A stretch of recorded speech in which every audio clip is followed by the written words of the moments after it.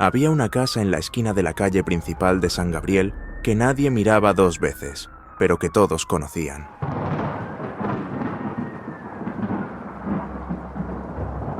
No era grande ni especialmente vieja, pero tenía un aire pesado, como si la sombra del tiempo se hubiera posado sobre ella y nunca la hubiera dejado.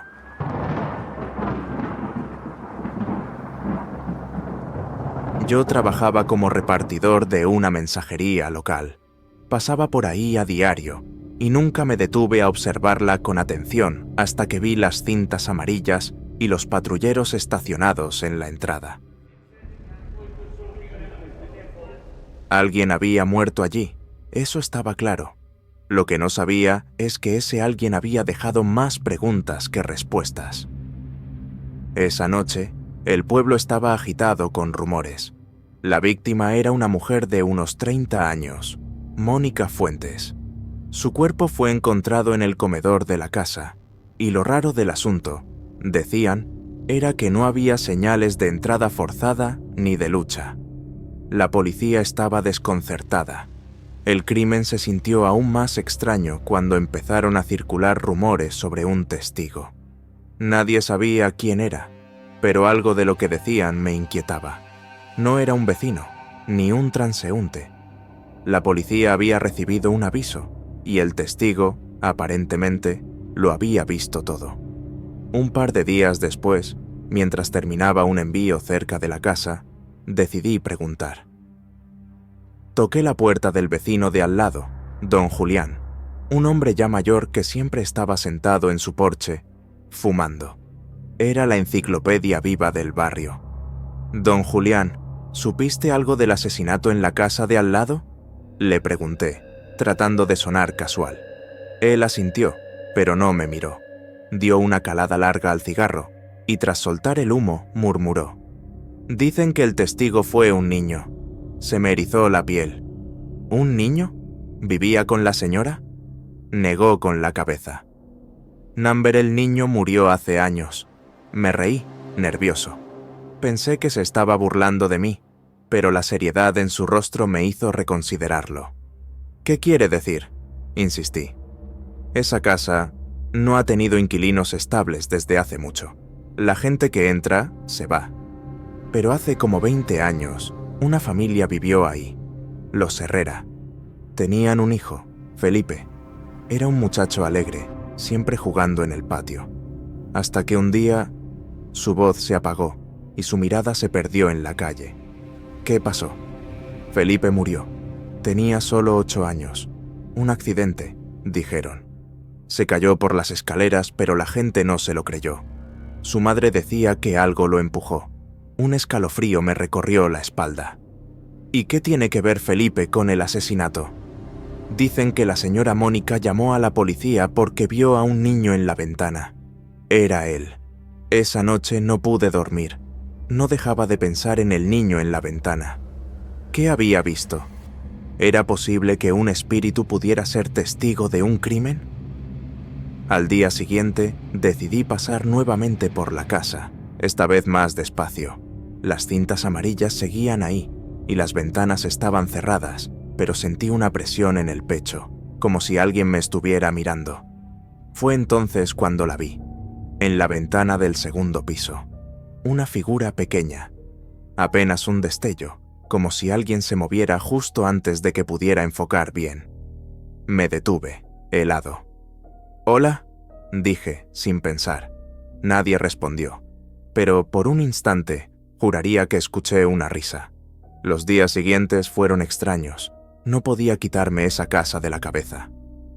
Me enteré por un amigo que trabaja en el periódico local que la investigación del asesinato había llegado a un callejón sin salida.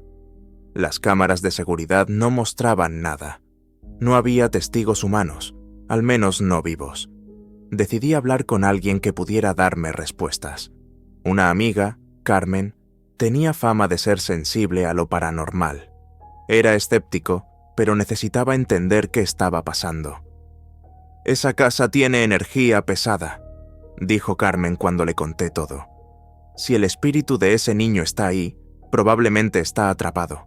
Pero si realmente vio algo, podría intentar comunicarse contigo. Me reí, aunque no estaba seguro de si era por nervios o por incredulidad. ¿Conmigo? ¿Por qué yo? Porque tú ya lo viste. Esa misma noche volví a la casa.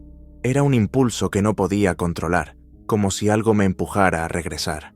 Me paré frente a la puerta, temblando. No sabía qué estaba buscando exactamente, pero algo dentro de mí sabía que tenía que hacerlo. «Felipe», susurré, sintiéndome ridículo. «Si estás aquí, quiero ayudarte». El silencio fue absoluto. Solo se escuchaba el viento. Estaba a punto de darme la vuelta cuando una voz infantil rompió la quietud. «¿Por qué tardaste tanto?» Mi corazón se detuvo. La voz venía de detrás de mí, pero cuando me giré, no había nadie. ¿Felipe? Ellos la lastimaron, como a mí. El frío que sentí en ese momento no era normal. ¿Quién es? ¿Quién la lastimó? La puerta de la casa crujió y se abrió lentamente. No sé qué me poseyó, pero entré. El aire dentro era denso, y cada paso resonaba como un eco que nunca terminaba. Me dirigí al comedor, donde habían encontrado a Mónica. La mesa seguía allí, cubierta con una sábana blanca manchada de polvo. Fue entonces cuando lo vi. Felipe estaba sentado en una de las sillas. Era un niño delgado, de cabello negro y ojos oscuros, pero su piel era pálida, casi transparente. «Ellos vienen», dijo, señalando hacia la escalera. Me giré y vi sombras moviéndose. No personas, sino formas amorfas que parecían retorcerse y alargarse. «¿Quiénes son?», pregunté, mi voz apenas un susurro. «Ellos me empujaron. El terror me paralizó. No sabía si correr o quedarme». «¿Por qué estás aquí, Felipe?» «Porque ellos nunca se fueron». Las sombras comenzaron a descender las escaleras, y con cada paso que daban, el aire se volvía más frío. Felipe me miró, su rostro lleno de miedo y tristeza. «No puedo salir. Estoy atrapado. Como ella». «¿Cómo quién?» «La señora». Ellos también la atraparon. De repente, las luces de la casa parpadearon, y el sonido de risas y susurros llenó el espacio. Era como si el lugar estuviera vivo, alimentándose de nuestro miedo. «¡Corre!», gritó Felipe. Sin pensarlo 2 veces, salí corriendo. Apenas crucé la puerta, ésta se cerró de golpe detrás de mí. Me giré, jadeando, y vi a Felipe mirándome desde la ventana del segundo piso. Pasaron días antes de que pudiera hablar del tema con Carmen. Le conté todo, y su rostro se tornó serio. «Esa casa está infestada», dijo. Ellos, probablemente son entidades oscuras, y están alimentándose del miedo y el sufrimiento. Si Felipe está ahí, es porque no puede escapar de su control. ¿Y qué puedo hacer? Liberarlos, pero no será fácil. Carmen y yo regresamos a la casa una noche lluviosa, armados con velas, incienso y oraciones. Ella dijo que era necesario purificar el lugar. Yo no estaba seguro de nada, pero sabía que no podía dejar a Felipe ahí. Entramos y de inmediato sentí el mismo peso en el aire. Las sombras parecían estar esperando. «Felipe, estamos aquí para ayudarte», dijo Carmen en voz alta. El niño apareció al pie de la escalera. «Ellos no te dejarán hacerlo». De repente, las sombras se abalanzaron sobre nosotros. Era como si la oscuridad misma hubiera cobrado vida. Carmen comenzó a recitar una oración, pero las risas y los gritos eran ensordecedores. «¡No te detengas!», grité, mientras las sombras nos rodeaban. Felipe dio un paso hacia nosotros. «Quiero irme con mi mamá». «Entonces ve hacia la luz», dijo Carmen, señalando hacia la puerta abierta. Pero las sombras no lo dejaron. Se abalanzaron sobre él, tratando de arrastrarlo hacia la escalera. «¡Ayúdame!». Sin pensarlo, corrí hacia él y lo agarré. Sentí un frío helado recorrer mi cuerpo, pero no lo solté. Carmen intensificó sus oraciones, y una luz comenzó a brillar desde el centro del comedor. Las sombras chillaron y se disolvieron, y Felipe me miró por última vez. «Gracias», susurró antes de desaparecer en la luz. Cuando salimos de la casa, el aire era diferente, más ligero, pero algo me decía que la historia no había terminado. Esa noche, mientras dormía, desperté de golpe al sentir que alguien me observaba. En la esquina de mi cuarto, una sombra me miraba, inmóvil, y entonces una voz infantil susurró: «Ellos siguen aquí».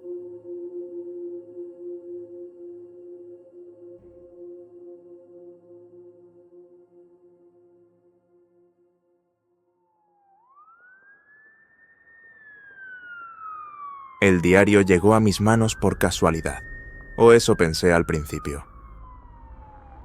Lo encontré una tarde, mientras ayudaba a mi prima Camila a limpiar la casa de su tía abuela recién fallecida. Camila y yo nunca fuimos particularmente cercanas, pero como tenía el día libre y la casa estaba en la misma colonia, decidí ayudarla. Al final, ¿qué tan difícil podría ser? Solo eran cajas viejas llenas de cosas polvorientas. Camila estaba entretenida revisando álbumes de fotos cuando yo me topé con él. Estaba escondido al fondo de un cajón, envuelto en una funda de terciopelo negro. Era un diario sencillo, de cuero marrón, con bordes desgastados. Apenas lo toqué, algo en mi interior se tensó. No era el típico miedo. Era más como una advertencia, como si algo me estuviera diciendo que no lo abriera. Pero mi curiosidad fue más fuerte. La primera página era inocente. Propiedad de Emilia Vargas, decía, escrito con una caligrafía prolija, casi infantil. Las primeras entradas no eran distintas a las que cualquiera escribiría. Notas de días aburridos, pequeños conflictos familiares, sueños olvidables, pero conforme avancé, algo empezó a cambiar. Las palabras se volvieron erráticas, desordenadas, y Emilia comenzó a hablar de un visitante. «Anoche lo vi otra vez», escribió en una entrada fechada 3 semanas antes de su muerte. «Está al pie de mi cama, pero cuando intento enfocar su rostro, se desvanece. Solo sé que está ahí porque lo siento. La habitación se enfría. Mi aliento forma nubes. Y luego, esa risa. Dios mío, esa risa.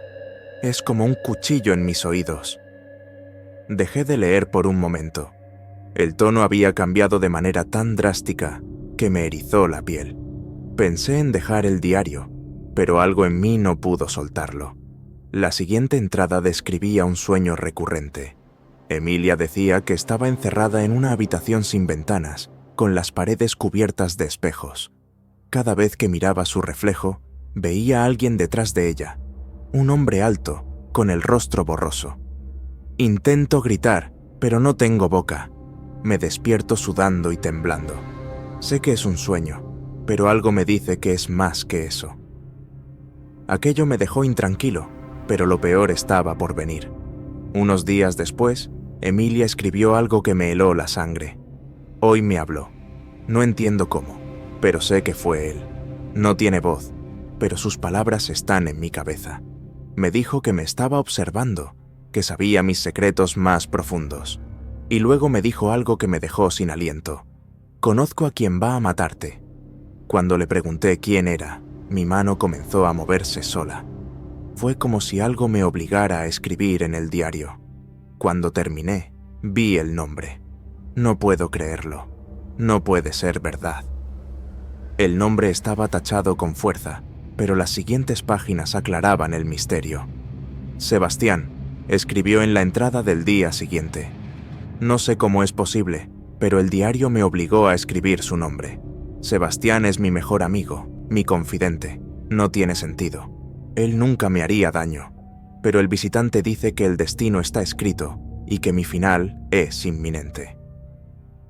Esa noche no pude dormir. Cerré el diario con brusquedad y lo guardé en mi mochila. Algo en mí no quería admitir que estaba asustado, pero la verdad era que no podía dejar de pensar en las palabras de Emilia. Al día siguiente, decidí investigar un poco más sobre Emilia. No fue difícil encontrar información.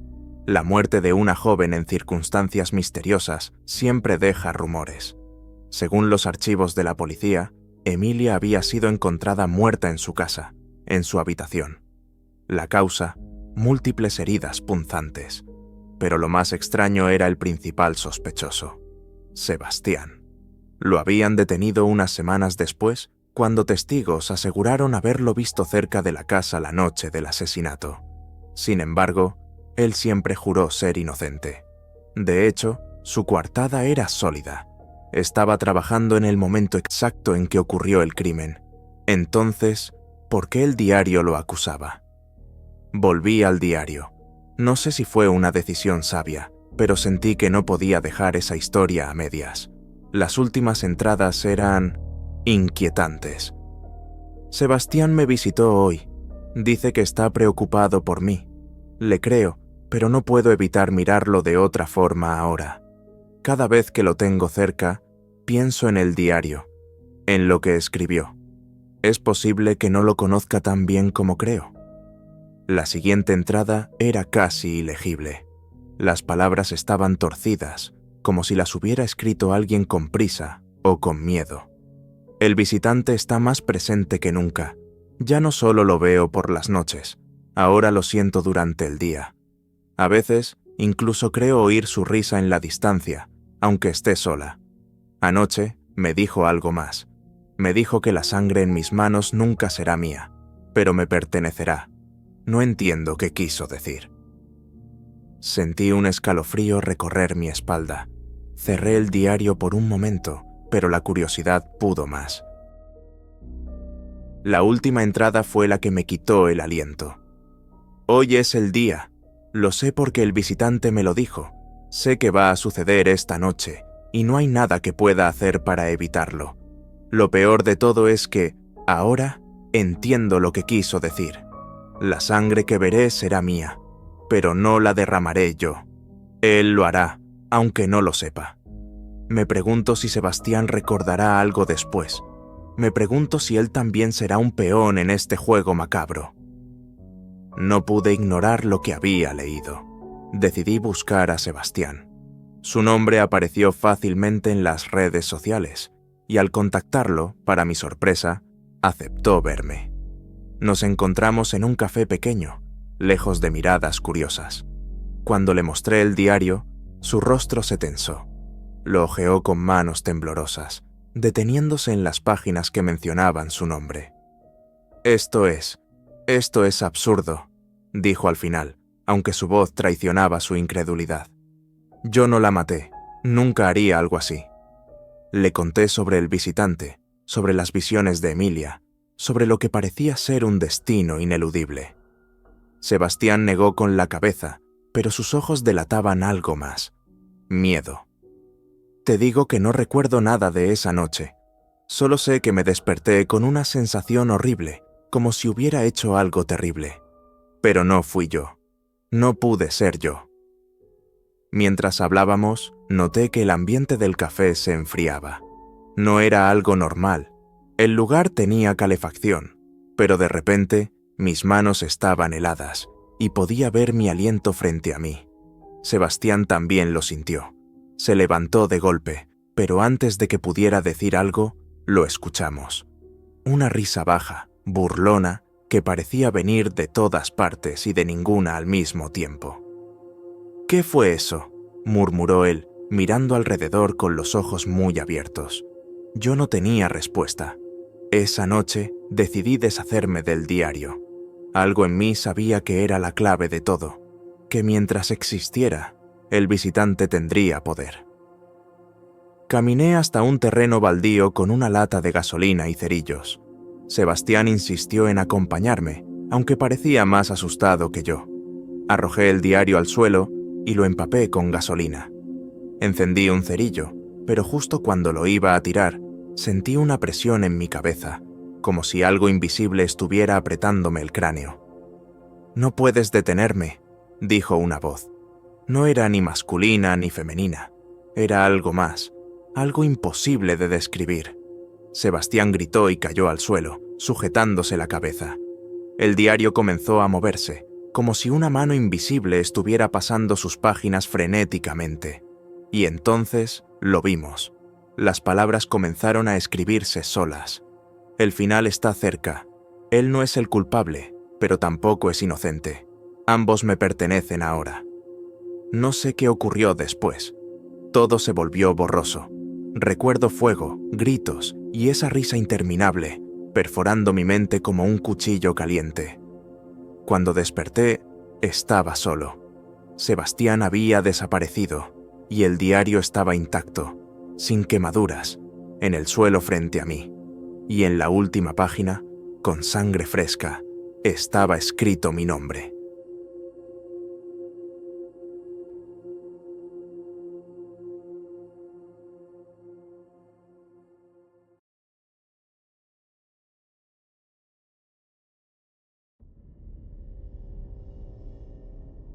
Hay secretos que no deberían ser revelados. Este no es solo un dicho, es una advertencia.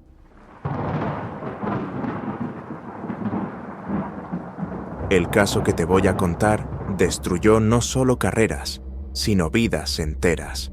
Nadie salió ileso. Todo empezó en la estación de policía de Coldwater, un pequeño pueblo perdido en las montañas. Allí, en la unidad de delitos graves, había un archivo que todos conocían, pero que nadie se atrevía a abrir. El caso 231B.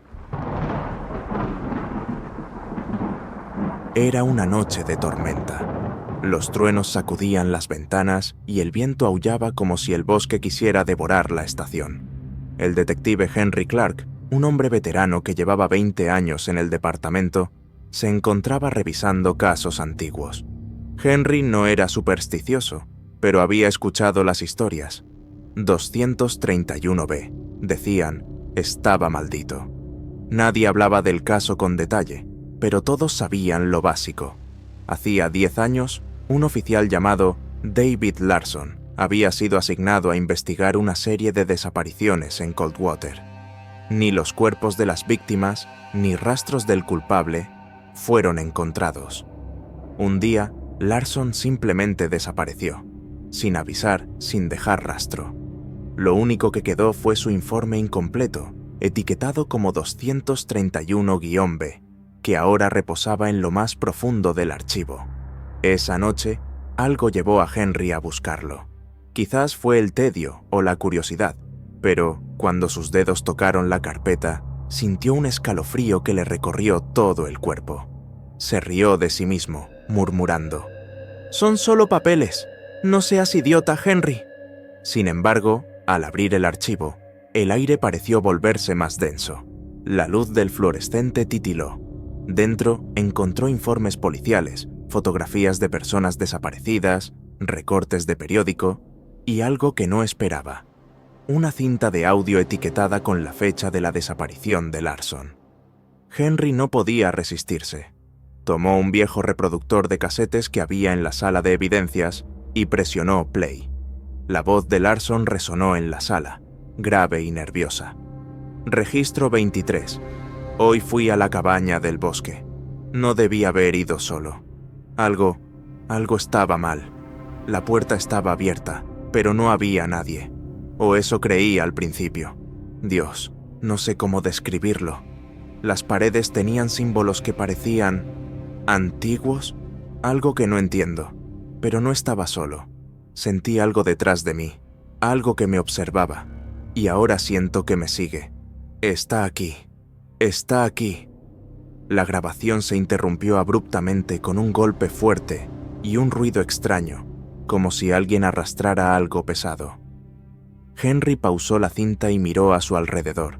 La sala parecía más fría y los sonidos de la tormenta afuera se habían desvanecido. Tomó una foto del archivo, la imagen de una cabaña destartalada rodeada de árboles oscuros. La dirección estaba escrita al reverso. «¿Qué diablos hiciste, Larson?», murmuró. Al día siguiente, Henry no pudo concentrarse. La imagen de la cabaña y la voz angustiada de Larson no lo dejaban en paz. Contra toda lógica, decidió ir al lugar. Después de todo, ¿qué era lo peor que podría pasar? Llegó al bosque al atardecer. El sol apenas se asomaba entre las ramas y todo estaba silencioso, como si el bosque mismo contuviera la respiración. Cuando encontró la cabaña, estaba tal como en la foto, vieja, con las ventanas rotas y la puerta colgando de una bisagra oxidada. Al entrar, lo primero que notó fue el olor, un hedor agrio, como carne podrida. Las paredes, tal como Larson había descrito, estaban cubiertas de símbolos extraños, dibujados con algo que parecía sangre seca. «Esto es una broma. Tiene que ser una broma», dijo en voz baja, encendiendo su linterna. En el centro de la cabaña había un círculo de velas apagadas y marcas en el suelo, como si alguien hubiera arrastrado un cuerpo. Fue entonces cuando lo escuchó, un susurro apenas audible. «¿Hola? ¿Hay alguien aquí?», preguntó, pero su voz tembló. El susurro se intensificó, formando palabras. «No debiste venir. Ahora es tu turno». Henry dio un paso atrás, pero tropezó con algo. Al iluminar el suelo, vio un cadáver. Su rostro estaba irreconocible, pero llevaba un uniforme policial. El nombre en la placa le heló la sangre. Larson. Corrió. No se detuvo hasta llegar a su auto, con el corazón martilleándole en el pecho. Cuando regresó a la estación, decidió informar a su superior, el capitán Harris. «Larson estaba ahí. Su cuerpo está en la cabaña. ¡Tenemos que ir!», gritó, pero Harris lo miró con una mezcla de miedo y rabia. «¿Qué hiciste, Clark? Te dije que no tocaras ese archivo». Harris lo arrastró a su oficina, cerró la puerta y bajó la voz. «Ese caso no es normal. Los que se acercan demasiado terminan muertos o peor. No debiste abrirlo». Henry no podía creer lo que oía, pero antes de que pudiera responder, las luces de la estación parpadearon. Un grito desgarrador resonó desde la sala principal. Corrieron hacia allí y encontraron a un oficial tirado en el suelo, con los ojos abiertos de par en par y la piel pálida como el papel. A su alrededor había símbolos idénticos a los de la cabaña, dibujados con su propia sangre. Desde esa noche, las cosas empeoraron. Uno por uno, los oficiales comenzaron a desaparecer o a morir en circunstancias inexplicables. Algunos escuchaban voces que los llamaban por su nombre. Otros veían sombras que se movían en los pasillos vacíos. Henry intentó convencer a Harris de cerrar el caso y destruir el archivo, pero el capitán se negó. «Es demasiado tarde, Clark. Una vez que lo abres, no hay vuelta atrás». Desesperado, Henry volvió a la cabaña, buscando respuestas. Pero esta vez no estaba vacía. Una figura alta y oscura lo esperaba. Su rostro era un remolino de sombras y ojos brillantes, y su voz sonaba como cientos de susurros superpuestos. «Tú lo despertaste», dijo la figura, acercándose lentamente. «Ahora todos ustedes me pertenecen». Henry intentó correr, pero sus pies no respondían. La criatura extendió una mano y lo tocó, llenándolo de un frío tan intenso que sintió como si su alma estuviera siendo arrancada. A la mañana siguiente, la estación de policía estaba desierta. Ningún oficial se presentó a trabajar. Los ciudadanos de Coldwater se encontraron con un lugar vacío, cubierto de símbolos extraños y un hedor insoportable. El caso 231B fue olvidado, enterrado entre los rumores del pueblo. Algunos dicen que los oficiales siguen ahí, atrapados en algún limbo entre este mundo y el otro. Otros creen que la entidad de la cabaña todavía ronda, esperando a que alguien más abra ese archivo. Y tú, ahora que conoces esta historia, ¿tendrás el valor de buscar el caso 231B? Porque, si lo haces, puede que termines como Henry, o peor,